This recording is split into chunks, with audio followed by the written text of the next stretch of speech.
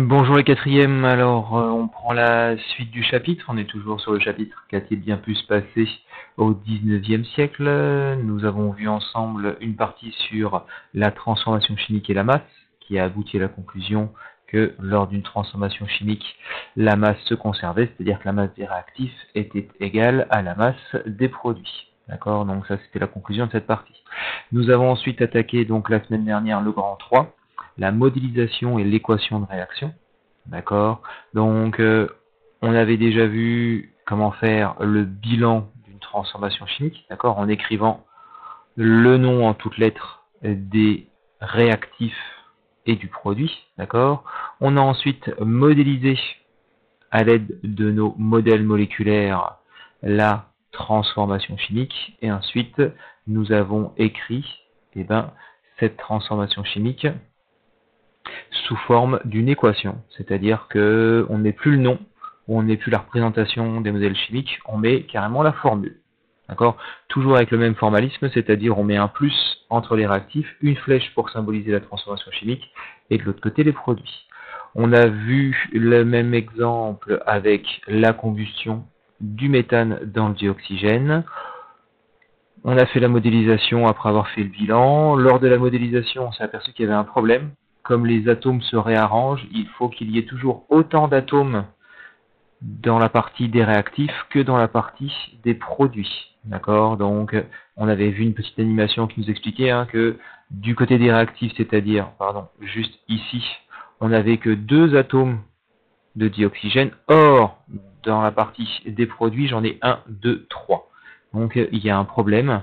D'accord? Il faut équilibrer, il faut adapter. Donc, pour ça, on avait dû tout simplement mettre 2 molécules de dioxygène et 2 molécules d'eau à la fin pour ce qu'on appelle équilibrer notre équation de réaction. Donc on avait écrit l'équation avec cette fois-ci, comme on a ici une seule molécule de CH4, on met CH4. Ici on a 2 représentations de molécules de dioxygène, donc on a mis 2 O2. La flèche qui symbolise la transformation chimique. Dans notre représentation, une seule molécule de CO2, donc je marque juste CO2, et ici 2 représentations de molécules d'eau, donc je mets 1, 2 et H2O. D'accord? Au niveau du cahier de texte, ce que vous deviez faire, c'était mettre à jour votre cahier. D'accord? Faire les exercices 10, 14 et 19, page 84, 85, 86, et ensuite faire le QCM. Donc, dans cette partie, nous allons corriger les exercices et corriger le QCM. Alors, on commence par le premier exercice, qui était l'exercice numéro 10. D'accord? La première partie de l'exercice nous demandait d'écrire le bilan de la transformation chimique. D'accord? Donc, pour écrire le bilan d'une transformation chimique, on va écrire le nom de chaque composé en toutes lettres. D'accord? Par contre, on va garder le formalisme, c'est-à-dire qu'on va garder le plus, on va garder la flèche, et on va garder l'autre plus ici. Donc, on va essayer de mettre en forme tout ça pour que la correction soit la plus claire possible pour tout le monde. Donc, on vous demandait, question 1, écrit le bilan. D'accord. On va donc préciser que dans le bilan,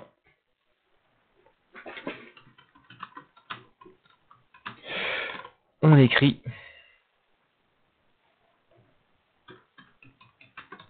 le nom des réactifs et des produits en toutes lettres. Donc ça, c'est juste un petit rappel, d'accord, pour nous dire qu'est-ce que c'est qu'en fait le bilan. Donc, la transformation chimique étudiée est celle-ci. On va là aussi, hop, bien représenter tout ça. C'est parti. Donc, dans cette transformation chimique, on va la noter un petit peu pour expliquer exactement ce qu'il y a. Donc, nous avons une chose importante ici. Je l'avais mis en jaune, donc c'est la séparation qui est là, d'accord, qui symbolise la transformation chimique.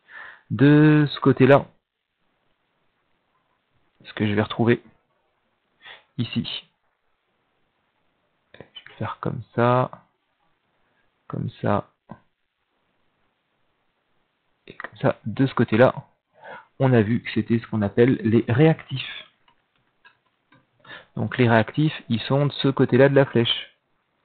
On va relever un petit peu, voilà pour les réactifs. Et de l'autre côté, on va le mettre en vert, pourquoi pas. Nous avons ici, hop, ce qu'on appelle et ce qu'on va identifier comme étant les produits. Alors, il faut changer la couleur parce qu'on a dit que c'était en vert. Voilà, ici, les produits.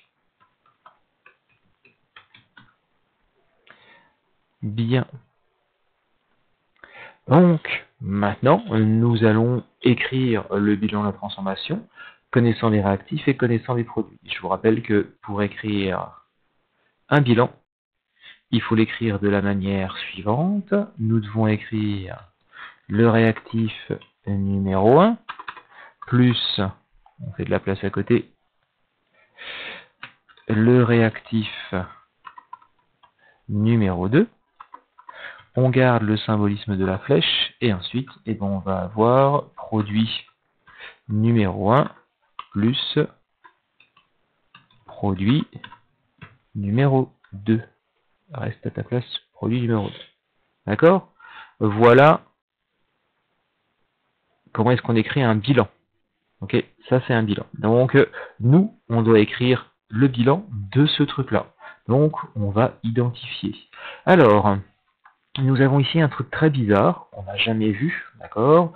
Certains d'entre vous se disent, mais si, on l'a déjà vu, on l'a même fabriqué. Oui, vous l'avez vu, vous l'avez fabriqué, mais vous n'avez pas le connaître, d'accord? Donc si certains d'entre vous l'ont reconnu, c'est très bien, sinon il n'y a aucun problème.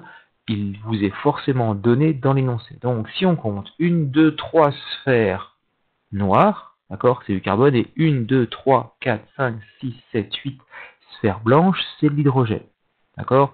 On regarde dans l'énoncé, on va peut-être avoir quelque chose. Un parasol chauffant fonctionne au gaz propane, C3H8. Ah bah c'est bien ça, hein. 1, 2, 3, sphère noire, c'est le carbone, il y en a 3. Et 1, 2, 3, 4, 5, 6, 7, 8, ce sont des hydrogènes H8. Donc, ce truc-là, ça s'appelle du propane. D'accord?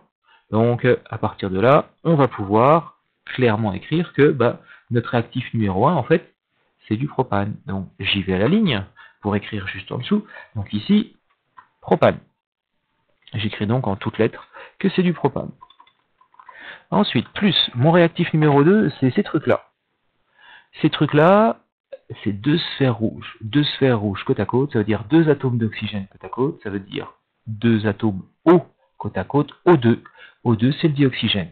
Donc, vous devez identifier cette fois-ci le dioxygène sans aucun souci. Hop, dioxygène. C'est notre réactif numéro 2. Voilà. Ensuite, produit. Produit ici, une sphère noire, deux sphères rouges, une sphère noire carbone, deux sphères rouges oxygène, CO2, CO2, c'est le dioxyde de carbone. Donc là aussi, celle-ci, vous devez être capable de l'identifier, dioxyde de carbone. Plus, j'espère que je vais avoir de la place, on va agrandir un peu. Ici, on reconnaît la tête de Mickey, il n'y a pas de souci, la tête de Mickey, c'est la molécule d'eau. Et ben voilà, vous venez d'écrire le bilan. D'accord? Propane plus dioxygène réagissent pour former dioxyde de carbone plus eau. D'accord? Donc là, ici, vous avez donc la correction, le bilan. Le bilan qu'on attendait de vous, c'était donc juste ça. On va essayer de le prendre comme ça. Vert. Ouais, voilà. Donc, voilà ce qu'on attendait de vous pour la question. Propane plus dioxygène, une flèche, dioxyde de carbone plus eau. Ensuite, question B. Explique pourquoi la modélisation représentée ci-dessus est correcte. Alors, on y va de la même manière. On présente ça le plus clairement possible. Donc, notre question B, la voici. Et on va aller chercher la représentation donc la modélisation, pardon, de la transformation chimique, et on va voir en quoi celle-ci elle est correcte. Alors, c'est parti, on l'attrape, et on la met ici. Voilà. Donc, cette transformation nous permet toujours de distinguer clairement, hop, une transformation chimique avec à gauche les réactifs et à droite les produits. D'accord? Si la modélisation est correcte, je dois trouver le même nombre d'atomes de chaque espèce à droite et à gauche de la flèche. D'accord? Donc, je le note ici.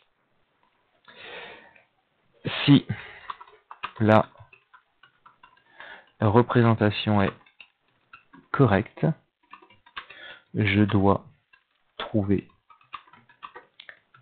le même nombre d'éléments.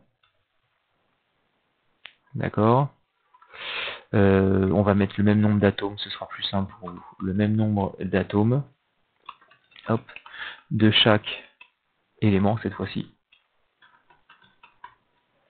De chaque élément, donc, à gauche et à droite de la flèche. Donc, voilà ce que nous devons absolument vérifier, c'est compter les atomes et vérifier qu'on a bien le même nombre d'atomes à gauche et à droite. D'accord? Donc, je vais descendre un petit peu, je vais remettre, hop, ici, la petite démarcation. Et ce qu'on doit faire, bah, ça va être compter ce qu'on a à gauche et ce qu'on a à droite. Alors, ce qu'on a à droite et à gauche, on a des atomes de carbone, c'est les sphères noires. On a des atomes d'hydrogène, ce sont les sphères blanches. On a des atomes d'oxygène,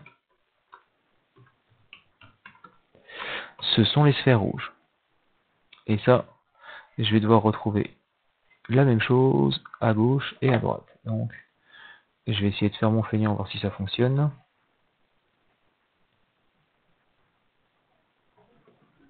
Ouais, ça fonctionne, c'est cool. Donc, voilà.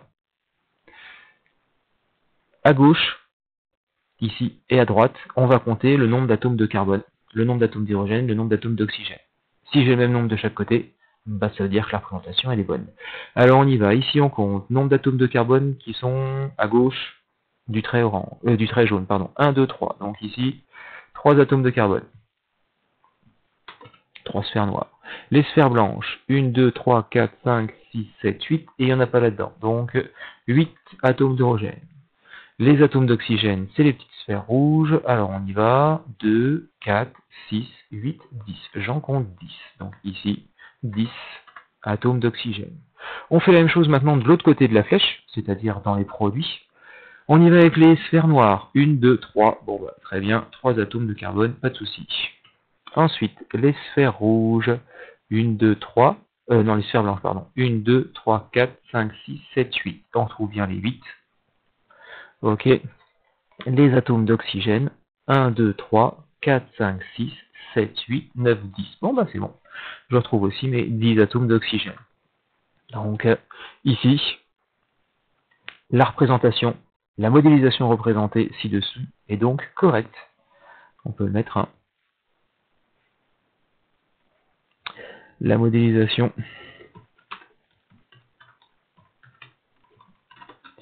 est correcte.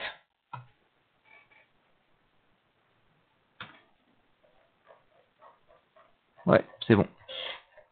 La modélisation est correcte. On a bien vérifié qu'on avait le même nombre d'atomes de carbone à gauche et à droite de la flèche, le même nombre d'atomes d'hydrogène à gauche et à droite de la flèche, et le même nombre d'atomes d'oxygène à gauche et à droite de la flèche.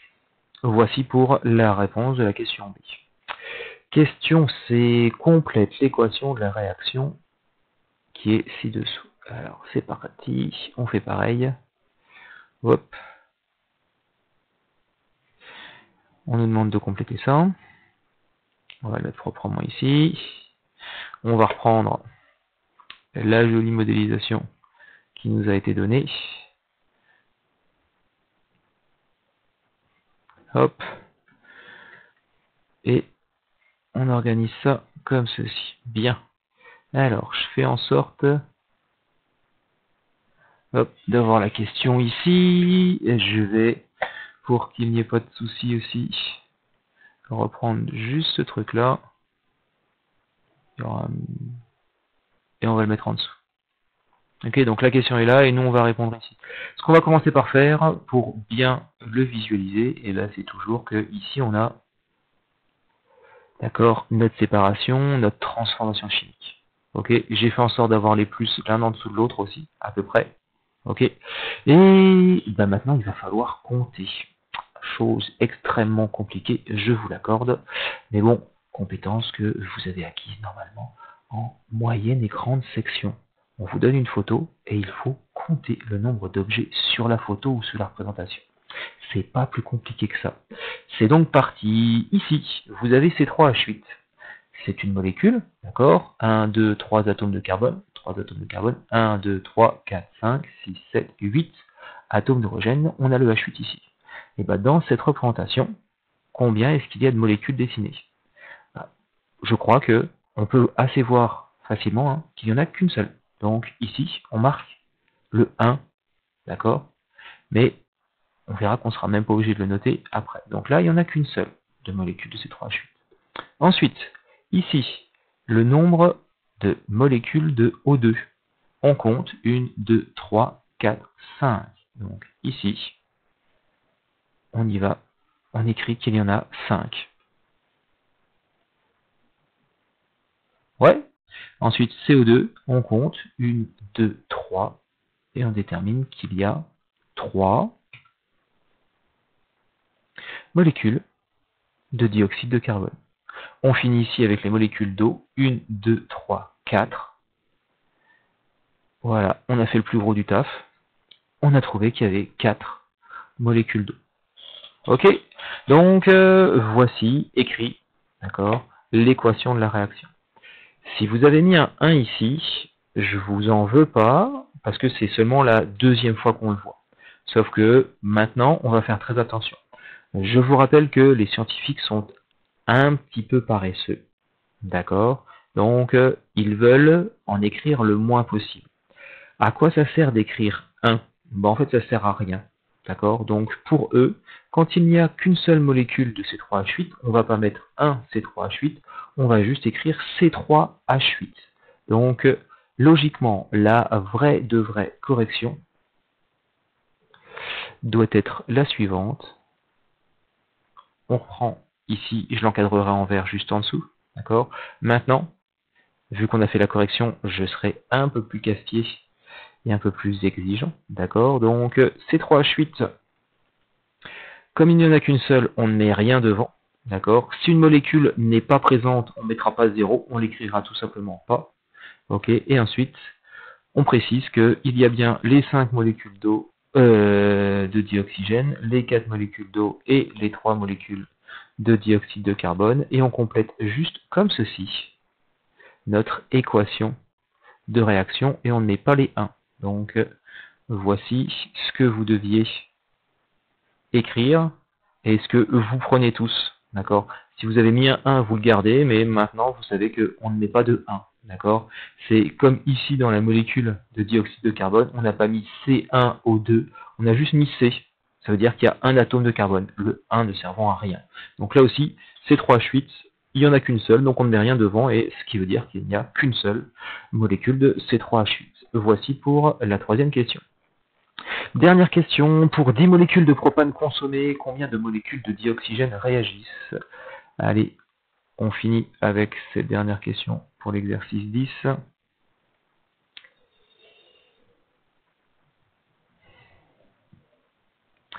Je détaille exprès pour que vous puissiez bien comprendre. S'il y a des questions, n'hésitez pas à me contacter via le fil de discussion Pronote. Mais là, je détaille au maximum, vraiment. Hop. CTRL X, on y va. C'est parti. Donc là, la question est de savoir si on faisait réagir 10 molécules de propane. C'est-à-dire ces trucs-là, on n'en fait pas réagir une, mais on en fait réagir 10. À partir de là, combien de molécules de dioxygène vont réagir? Il y a plusieurs manières de voir ça. Une manière de voir ça que vous ne pouviez pas faire, ça aurait été de prendre ce truc-là, d'accord, et de se le copier une dizaine de fois. Donc là, on y va.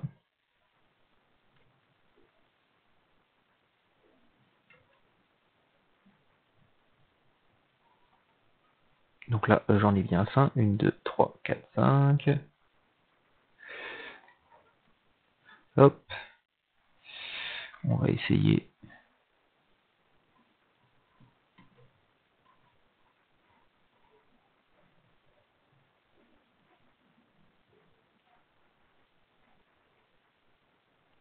Voilà. On imagine que cette réaction-là, on l'a fait avec une dizaine de molécules de propane. 1, 2, 3, 4, 5, 6, 7, 8, 9, 10. Je vais les écarter un petit peu.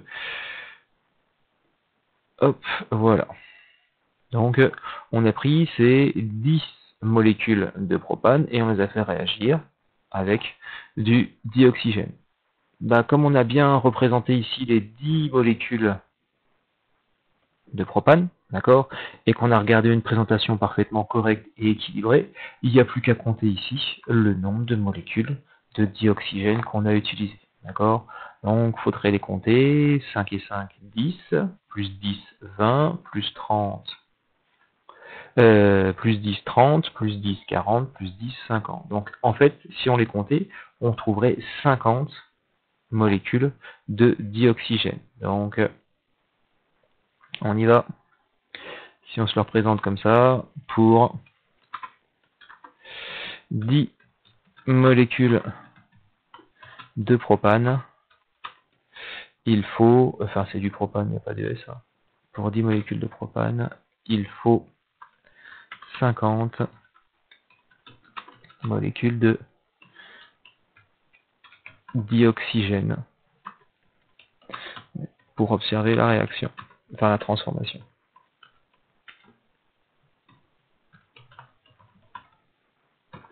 Donc ça, c'est la première partie, la conclusion restera la même. Ok. Première méthode. Deuxième méthode, bah, c'est d'utiliser ce truc-là. On va se reprendre ça. Alors, c'est là où ça marche ou ça marche pas. Ça a marché. Il me l'a déplacé. Non. On va juste essayer de faire en sorte. Ouais.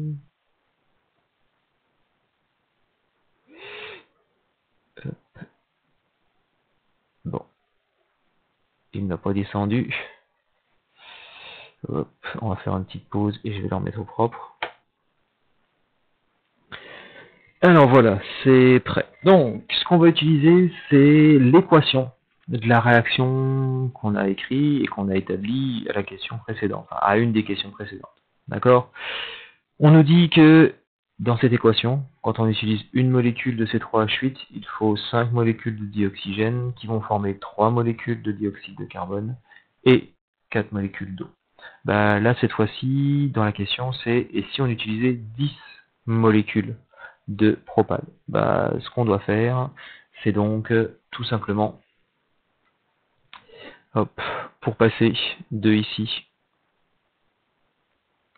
pas en jaune parce que ça c'est pour nos réactions, on va le mettre en rouge. Donc pour passer de ici à ici, on va faire un petit travail mathématique, c'est qu'on va multiplier par 10. D'accord? Au lieu d'utiliser une molécule de C3H8, on en veut 10. Donc bah, je vais tout multiplier par 10. Donc C3H8, au lieu d'en avoir une, j'en place 10. D'accord? Ce qui va faire que, bah, au lieu d'avoir 5 molécules de dioxygène, je vais en utiliser 5 fois 10, c'est-à-dire 50. Ensuite, si je m'occupe du dioxyde de carbone, au lieu d'en avoir 3, je devrais en fabriquer 30. Et pareil pour la molécule d'eau, au lieu d'en avoir 4, je devrais en avoir 40. Donc, voici la deuxième méthode qui nous permet d'arriver exactement au même résultat. Si on fait réagir 10 molécules de propane, il faudra 50 molécules de dioxygène. Et en plus, on sait combien est-ce qu'on va fabriquer de dioxyde de carbone et d'eau par la suite. Donc, la conclusion est la même. Hein. Pour 10 molécules de propane, il faut 50 molécules de dioxygène. Voici donc pour la correction de l'exercice numéro 10. On passe à l'exercice suivant, qui était donc le numéro 14. et qui était donc là sur la fabrication de boissons alcoolisées. Alors, on vous demandait quel est le réactif et ensuite écrire sa formule, et ensuite on vous demandait d'identifier les produits et d'écrire leur formule. Alors, on va procéder de la même manière pour être le plus propre et le plus clair possible. Donc, je détaille toute cette correction. Comme ça, j'espère résoudre le... Oups, c'est pas ça, je vais y arriver. Et j'espère en fait soulever et supprimer toutes les difficultés que vous avez pu rencontrer en faisant ces exercices. Alors, on va commencer par prendre ce premier truc là. Voilà.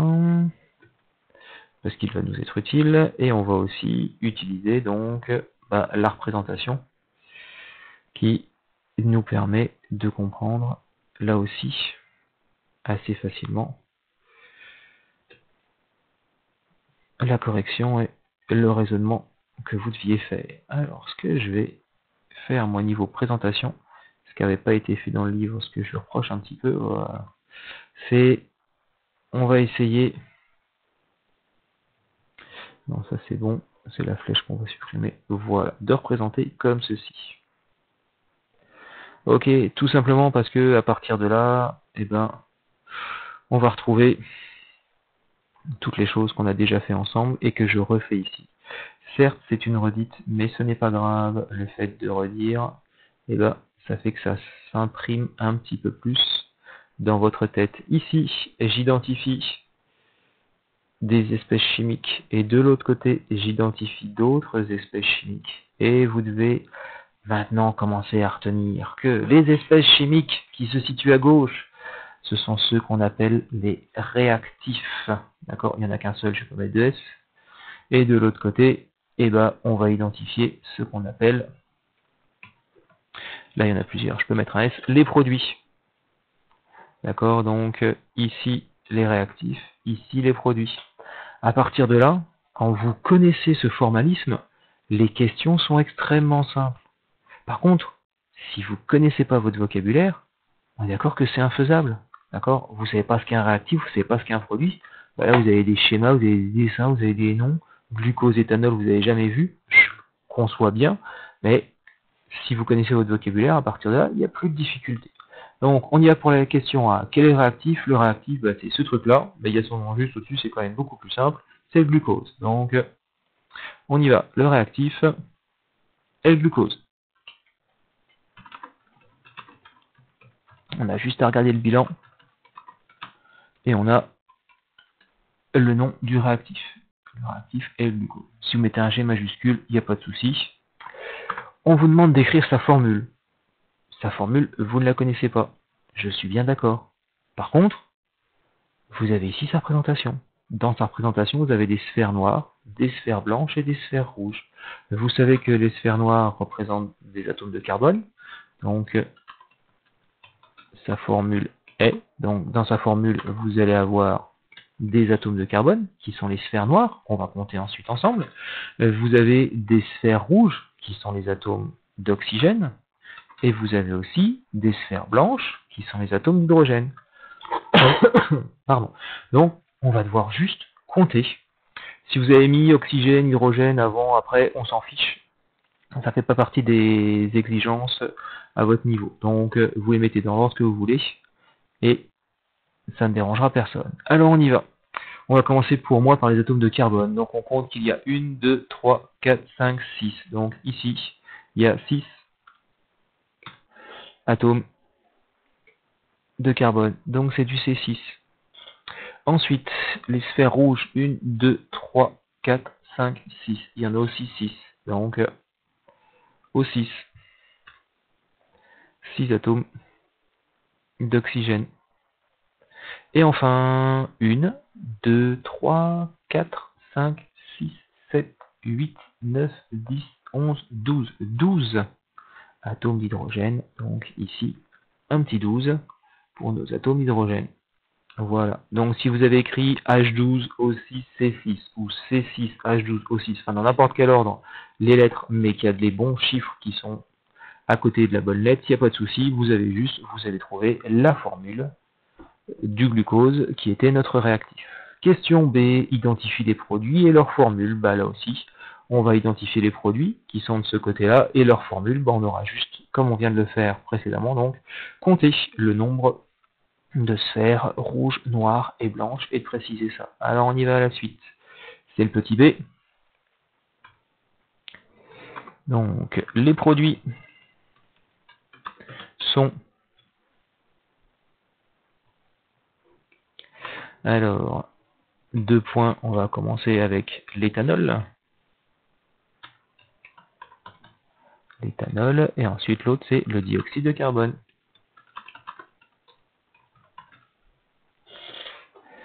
Alors, je vais essayer de le remonter un petit peu. Voilà. Donc là, on va voir si je peux gentiment descendre sans tout effacer le dessus. Ouais, ça va nous suffire comme ça. Donc on a bien les produits qui sont l'éthanol, d'accord, qui est un produit, et le dioxyde de carbone qui est l'autre produit. On va se mettre comme ça. Éthanol produit, dioxyde de carbone produit. On y va, on identifie. Dans l'éthanol, on remarque qu'il y a des sphères noires, c'est-à-dire que je vais trouver des atomes de carbone. On remarque qu'il y a des sphères blanches, je vais donc trouver qu'il y a des atomes d'hydrogène. Et on remarque qu'il y a une sphère rouge, je vais donc trouver des atomes d'oxygène. Ensuite, on continue ici avec le dioxyde de carbone. Le dioxyde de carbone, il y a des atomes de carbone et oxygène. On y va ici. Et on n'a plus qu'à compter. L'éthanol, 1, 2, 2 atomes de carbone, donc c'est un C2. Je place ça correctement. Voilà, C2. Ensuite, H, 1, 2, 3, 4, 5, 6. Je compte qu'il y a 6 atomes d'hydrogène dans une molécule d'éthanol. Donc ça, hop, H6. Et ensuite, atome d'oxygène, il n'y en a qu'une, donc je mets O. Je ne mets pas O1. Là, si vous mettez O1, c'est faux. On l'a déjà vu précédemment. Hein. Quand il n'y a qu'un seul atome, on met juste le symbole de l'atome. Dioxyde de carbone, carbone, il n'y en a qu'un. Oxygène, il y en a deux. C'est du CO2. On n'était même pas obligé de regarder. Vous êtes censé connaître par cœur la formule du dioxyde de carbone. Voici donc comment est-ce qu'on identifie les réactifs et leurs formules, les produits et leurs formules, sans les connaître, sans n'avoir jamais croisé du glucose et de l'éthanol, d'accord? Et juste avec la présentation, on apprend à compter et on connaît son cours. Donc voici pour les deux premières questions A et B. Question C, combien de molécules d'éthanol sont obtenues à partir d'une molécule de glucose? Alors on va pas tout détailler parce que là, on commence à être OK. On a juste à compter, d'accord? Donc la molécule d'éthanol, c'est celle-là, et on en obtient 2. Donc on y va ici. C'est la question C. On obtient 2 molécules d'éthanol à partir d'une molécule de glucose.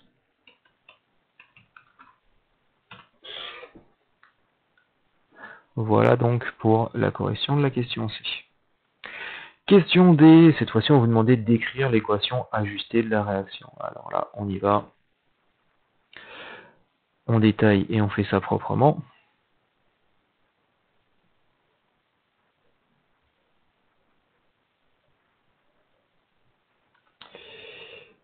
Là. Donc, pour établir l'équation, et l'équation ajustée, on doit partir de la représentation. Donc, la représentation, c'est celle-là. Ok. À partir de là, on va utiliser le même formalisme, c'est-à-dire la flèche et le plus. Donc, ici, je vais avoir une flèche, et ici, je vais avoir un plus. D'accord? Ensuite, on doit mettre les formules. Donc là, ça va être la formule de notre... j'ai mis un O. Hop, de notre glucose. D'accord? Ici, ça va être la formule de notre éthanol, qui contient des atomes de carbone, des atomes d'hydrogène et un atome d'oxygène. Et à la suite, ça va être notre molécule de dioxyde de carbone. D'accord? Donc, si je remets les bons chiffres ici, c'était du C6, c'était du H12, et c'était aussi du O6. Donc, on va pouvoir la remettre. C6, O6, H12. Ensuite, pour lui, on avait dit que c'était notre éthanol du C2 avec du H6, 2, 3, 4, 5, 6, oui, c'est ça. On remet ça proprement. Donc C2, H6O, et que à la fin, donc lui, c'était du CO2. Tout va bien. Donc là, j'ai juste remis les formules. Maintenant, on fait attention, parce que les molécules d'éthanol, on en a deux. Donc il va falloir que à l'intérieur de ce truc-là, sans que je casse tout, voilà, que je mette un 2 ici. Et de la même manière, ici, il va aussi falloir que je mette un 2, parce que j'ai deux molécules de dioxyde de carbone. Est-ce que, non, forcément, ça va pas fonctionner. J'ai essayé de respecter l'écartement, mais, oups. Voilà, donc là, on fait attention, doit apparaître ici le 2 et le 2 là, d'accord, pour bien préciser que quand on utilise une molécule de glucose, on forme deux molécules d'éthanol et deux molécules de dioxyde de carbone. Donc les deux sont juste devant et sont devant la formule. Voilà, donc ça c'était pour la correction de l'exercice 14. À la suite, c'était l'exercice 19. Alors, exercice 19, un petit peu plus compliqué, mais pas tant que ça. En fait, c'est le démarrage. Soit vous arrivez à faire le démarrage, vous comprenez ce que demande l'exercice, soit vous n'arrivez pas à commencer et vous calez. D'accord? Donc on y va. Salomé se rend compte qu'elle a oublié de copier la fin de l'équation de la synthèse de l'arôme de poire. Qu'elle est étourdie, c'est pas possible. Alors, vous avez deux choses. Vous avez une première ligne qui est ici et qui représente le bilan. Le bilan, c'est le nom en toutes lettres des réactifs, ici la symbolisation de la transformation chimique, et le nom en toutes lettres des produits. Donc on fait réagir de l'acide éthanoïque avec de l'hexanol, et on va former le fameux arôme de poire et l'eau. Juste en dessous, vous avez donc la formule de l'acide éthanoïque, avec le nombre d'atomes de carbone, d'hydrogène et d'oxygène, la formule de l'hexanol, avec le nombre d'atomes de carbone, d'hydrogène et d'oxygène. Vous avez ici l'arôme de carbone. On nous dit il contient des atomes de carbone, il contient des atomes d'hydrogène et il contient des atomes d'oxygène, mais on ne sait pas en quel nombre. Et on a une molécule d'eau. Il n'y a pas de chiffre devant. Ici, ici et ici. D'accord? Ça veut dire que on utilise une molécule d'acide éthanoïque avec une molécule d'hexanol pour former une molécule d'arôme de poire et une molécule d'eau. D'accord? Donc, je reprends juste ça en dessous. On va l'agrandir parce que on va pouvoir déjà écrire 2-3 trucs. Premier truc qu'on va pouvoir écrire, c'est ici. Dans l'équation, ils n'ont pas mis la molécule d'eau. Vous allez quand même pas me dire que vous avez oublié la forme de la molécule d'eau, d'accord?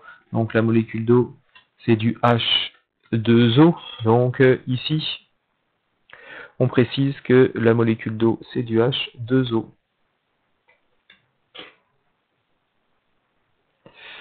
Voilà. Donc là, on a du H2O. Ok. Ensuite, il faut se rappeler du cours. Et il faut utiliser le cours. Quand on établit une équation de réaction, d'accord, comme celle-ci, en fait, on est parti de la représentation, de la modélisation de l'équation de réaction. Et pour que la modélisation soit exacte, il faut que les atomes de chaque élément soient en même nombre à gauche de la flèche et à droite de la flèche. Donc ce qu'on va devoir faire, c'est compter le nombre d'atomes à gauche pour en déduire le nombre d'atomes de carbone et d'hydrogène et d'oxygène à droite, sans oublier qu'on a les atomes d'eau, enfin des atomes d'hydrogène et d'oxygène qui sont déjà consommés dans l'eau. Donc, on y va. On représente ça, on fait notre flèche, enfin notre barre, pour bien marquer la différence. De ce côté-là, il va donc falloir compter les atomes de carbone, les atomes d'oxygène et les atomes d'hydrogène. Parce qu'on sait que la masse se conserve, et si la masse se conserve, c'est que le nombre d'atomes, lui aussi, va se conserver. Alors, nombre d'atomes de carbone. 2. Non, il n'y en a pas que 2. Il y en a 2 ici, et 6 là. Donc, 2 plus 6. Vous êtes trop fort. Oui, ça fait 8, je l'ai entendu. Ensuite, oxygène, j'en ai 2 ici, et là, j'en ai pas 0, j'en ai 1. Donc, ça nous fait 2 plus 1. Et très bien, ça fait 3. Et enfin, atome d'hydrogène, j'en ai 4 plus 14. Donc ici, j'en ai 4 plus 14. Oui, je sais, là c'est plus dur, mais ça fait 18.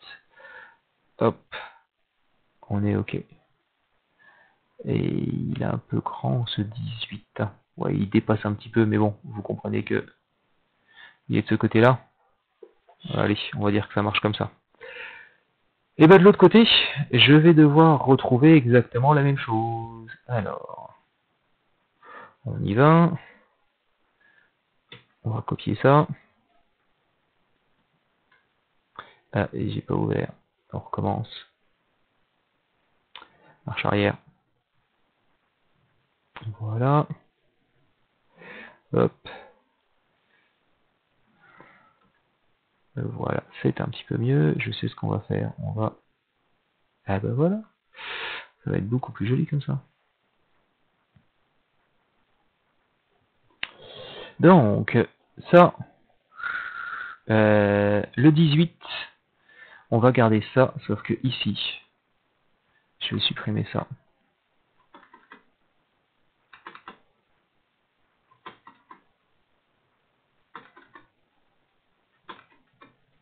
Voilà. Je vais le réduire. Et je vais le mettre de l'autre côté. Alors, j'ai supprimé ce qui était ici, parce que je ne connais pas le nombre d'atomes de carbone ici, ni d'oxygène, ni d'hydrogène. Par contre, je suis sûr d'une chose, c'est que le 8, le 3 et le 18 ne peuvent pas changer. Si j'ai 8 atomes de carbone avant, je dois absolument retrouver 8 atomes de carbone après. Si j'ai 3 atomes d'oxygène avant, je dois absolument retrouver 3 atomes d'oxygène après. Et enfin, si j'ai 18 atomes d'hydrogène avant, je dois absolument retrouver mes 18 atomes d'hydrogène après. Donc là, j'ai laissé 2 places vides. Les 2 places vides, ça va être pour compter le nombre d'atomes de carbone qu'il y a dans l'arôme de poire et le nombre d'atomes de carbone qu'il y a dans la molécule de poire et dans la molécule d'eau. Alors on y va. Atomes de carbone. Dans la molécule de l'arôme de poire, je ne sais pas combien il y en a. Dans la molécule d'eau, par contre, je sais combien il y en a. C'est assez simple, hein, il y en a 0. Donc, s'il y a 0 atomes de carbone dans ma molécule d'eau, au total, je dois avoir 8 atomes de carbone. Donc, je dois forcément, ici, avoir 8 atomes de carbone dans ma molécule. Je vais mettre en vert. Hein. Voilà, là, je dois avoir forcément les 8 atomes de carbone dans l'arôme de poire. Je fais la même chose avec les atomes d'oxygène. Les atomes d'oxygène, je dois forcément en avoir 3. Actuellement, ici, j'en ai un. J'en ai un qui est dans la molécule d'eau. Combien est-ce que j'en ai dans ma molécule de poire? Il faut quelque chose plus 1 égale 3. Il y a de grandes chances que ça fasse 2. Donc ici, j'ai mes 2 atomes d'oxygène. À la fin, il me reste les atomes d'hydrogène. Les atomes d'hydrogène, j'en ai 2 dans ma molécule d'eau. 2 ici. Donc pour obtenir 18 en lui ajoutant 2, il va falloir que je mette 16 atomes d'hydrogène. Donc à partir de là, ici en bleu, c'est ce qu'on a déterminé du côté des réactifs.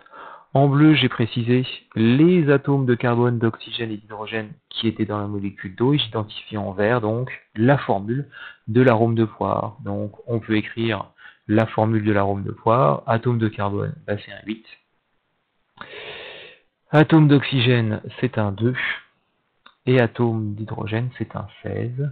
On remet tout ça bien comme il faut. Donc C8, H16, O2. On pourrait même les réduire un petit peu pour que ça fasse voilà, quelque chose de propre comme ça. Voilà. Donc, c'était des petites maths en utilisant les définitions qu'on avait vues dans le cours. Donc, oui, cet exercice-là était un petit peu plus compliqué, je l'admets, d'accord, parce qu'il faut savoir démarrer. Si on n'arrive pas à démarrer, bah, on n'arrive pas à le faire. Voilà. Donc c'est tout pour la correction des exercices. On va essayer de faire rapidement la correction du QCM que vous aviez à faire pour aujourd'hui. Alors, c'est parti. C'était bien sûr en lien avec les exercices, hein. Il n'y avait pas de piège là-dessus. Allez, prends notre réveille-toi.